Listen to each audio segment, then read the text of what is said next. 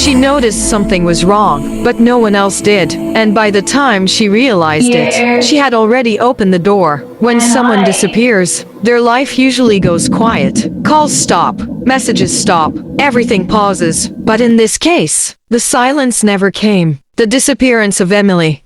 A digital trail, recreated apartment, lights on, TV flickering, uneaten food. Emily was 21, a student, known for routine, the kind of person who didn't disappear without explanation. When she was reported missing, her apartment told a quiet story. Nothing broken, nothing stolen, just unfinished. Friend. It felt like she stepped away for a second and never came back. Door handle, lock intact. There were no signs of forced entry, which left investigators with two possibilities. She left willingly, or she opened the door for someone she recognized. Phone extraction interface. Timeline forming. Investigators turned to her digital life. Calls, messages, location data. At first, nothing unusual, until one detail began to stand out. Chat thread highlighted.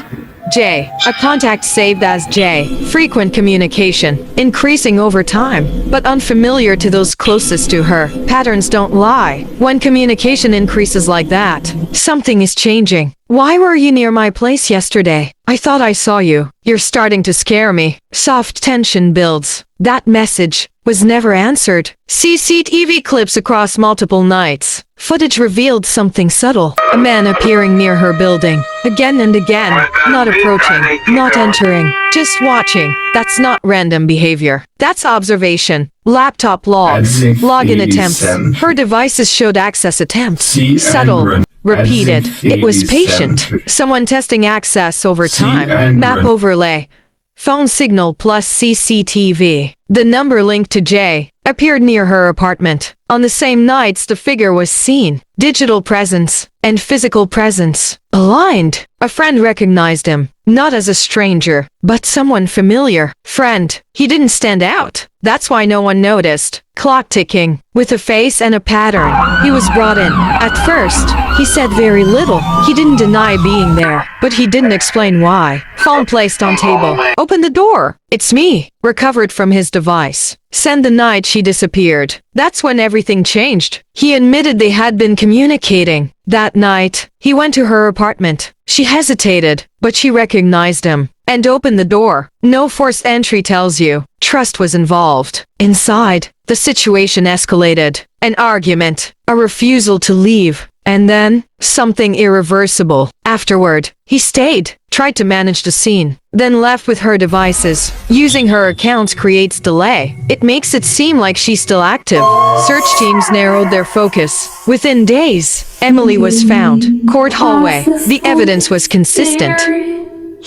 Location data. His admission. He was convicted. There was no single warning. No moment that clearly signaled danger. Just small shifts. In behavior, in messages, in presence. Friend. Looking back, it was all there. We just didn't see it in time. Cases like this don't begin with what happens in one night. They begin earlier, with attention, with observation, and someone getting close enough to be trusted. After the interrogation, investigators focused on one thing: movement. Where he went after leaving her apartment. Route traced from her apartment outward. Using cell tower data and traffic cameras, they reconstructed his path. It led them outside the city, to an area he had passed through before. Once we mapped his movements, we knew where to look. It wasn't random. He chose a place he was familiar with. Search team walking through brush. Gloved hands moving carefully. The search didn't take long. Within days, they found her. The timeline was confirmed. What happened inside the apartment aligned with the evidence recovered. There were no additional people involved. No signs of premeditated planning beyond the approach. But there was intent. In the moments that followed, the digital evidence supported everything, from the messages, to the location data, to the activity after the incident. It was consistent. When the case went to trial, the prosecution focused on three things: his presence, his communication, and his own statement. Cases like this don't rely on one piece of evidence. They rely on alignment. And here, everything aligned. He was found guilty, sentenced to decades in prison, with no possibility of early release. For Emily's family, the outcome brought answers, but not closure, because closure doesn't come from understanding what happened. It comes from knowing it could have been prevented. Friend, if we had paid more attention, if we had taken it seriously earlier, maybe things would be different. Phone screen lighting up in the dark again. A message notification appears but isn't opened. There were signs. Not obvious, not urgent, but real. A message that felt off. A presence that lingered too long. A pattern that didn't make sense. In the end, this wasn't about one night. It was about everything that came before it. Because sometimes, the danger isn't sudden. It's something that builds quietly, until it's too late to stop it.